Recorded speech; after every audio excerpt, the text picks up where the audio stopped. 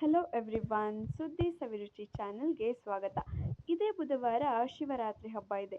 ಶಿವರಾತ್ರಿ ಹಬ್ಬದ ದಿನ ಭಕ್ತರು ಉಪವಾಸ ಮಾಡಿ ಶಿವನನ್ನ ಧ್ಯಾನ ಮಾಡ್ತಾರೆ. ಶಿವನಿಗೆ ವಿಶೇಷ ಪೂಜೆ, ಅಭಿಷೇಕ ಮಾಡಿ ನಂತರ ಉಪವಾಸವನ್ನ ಮುರಿಯುತ್ತಾರೆ. ಕೆಲವರು ಉಪವಾಸ ಮಾಡ್ತಾ ಇರುವಾಗ ಸುಸ್ತಾಗ್ತಾರೆ. ಉಪವಾಸವಿದ್ರೂ ಕೆಲ ಆಹಾರ ಪದಾರ್ಥಗಳನ್ನು ಸೇವಿಸಬಹುದು. ಅವು ಏನು ಅಂತ ಹೇಳ್ತೀನಿ. ಅದಕ್ಕೂ ಮುಂಚೆ ನಮ್ಮ ಚಾನಲನ್ನು ಸಬ್ಸ್ಕ್ರೈಬ್ ಮಾಡಿ.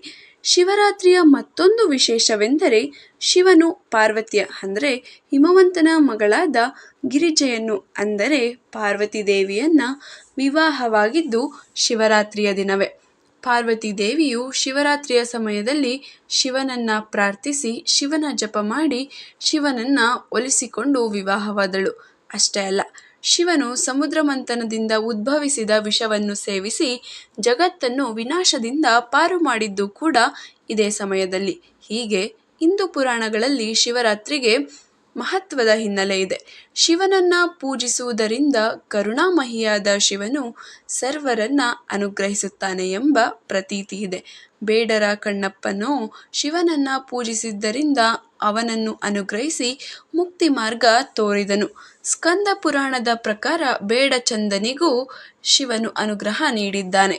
ಗರುಡ ಮತ್ತು ಅಗ್ನಿ ಪುರಾಣಗಳಲ್ಲಿ ಉಲ್ಲೇಖವಿರುವಂತೆ ಬೇಡ ಸುಂದರ ಸೇನನಿಗೂ ಶಿವನು ಆಶೀರ್ವದಿಸಿದ್ದಾನೆ. ಹೀಗಾಗಿ ಮಹಾಶಿವರಾತ್ರಿಯಂದು ಉಪವಾಸ ಮಾಡಿ ಶಿವನಿಗೆ ಅಭಿಷೇಕ ಮಾಡುತ್ತಾರೆ. ಶಿವರಾತ್ರಿ ದಿನ ಭಕ್ತರು ಶಿವಧ್ಯಾನದಲ್ಲಿ ಮುಳುಗುತ್ತಾರೆ. ರಾತ್ರಿ ಇಡೀ ಜಪ, ಧ್ಯಾನ, ನೃತ್ಯ, ಜಾಗರಣೆ ಮಾಡ್ತಾರೆ. ಬೆಳಗ್ಗೆಯಿಂದ ಮುಂದಿನ ಸೂರ್ಯೋದಯದವರೆಗೆ ಉಪವಾಸ ಮಾಡುತ್ತಾರೆ. ಆದರೂ ಉಪವಾಸ ದಿನ ಇವುಗಳನ್ನು ಸೇವಿಸಬಹುದು. ವಿವಿಧ ರೀತಿಯ ಹಣ್ಣುಗಳನ್ನು ತಿನ್ನಬಹುದು. ಇದಲ್ಲದೆ ರೊಟ್ಟಿ ಅಥವಾ ಪರಾಟ, ಹುರಿದ ಮಖಾನ, ಹಾಲು, ಮೊಸರು ಮತ್ತು ಚೀಸ್, ಡ್ರೈ ಫ್ರೂಟ್ಸನ್ನು ತಿನ್ನಬಹುದು. ಏನನ್ನು ತಿನ್ನಬಾರ್ದು?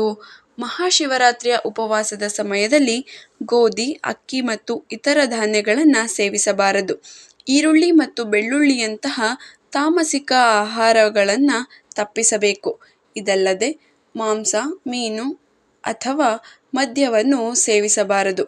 ನಿಮ್ಮ ಕೈಯಲ್ಲಿ ಆಗುತ್ತೆ ಅಂದರೆ ಕಟ್ಟುನಿಟ್ಟಿನ ಉಪವಾಸ ಮಾಡಿ. ಈ ಮಾಹಿತಿ ನಿಮಗೆ ಇಷ್ಟ ಆಯಿತಾ? ಹಾಗಾದರೆ ನಮ್ಮ ಚಾನಲನ್ನು ಸಬ್ಸ್ಕ್ರೈಬ್ ಮಾಡೋದನ್ನು ಮರಿಬೇಡಿ. Thanks for watching.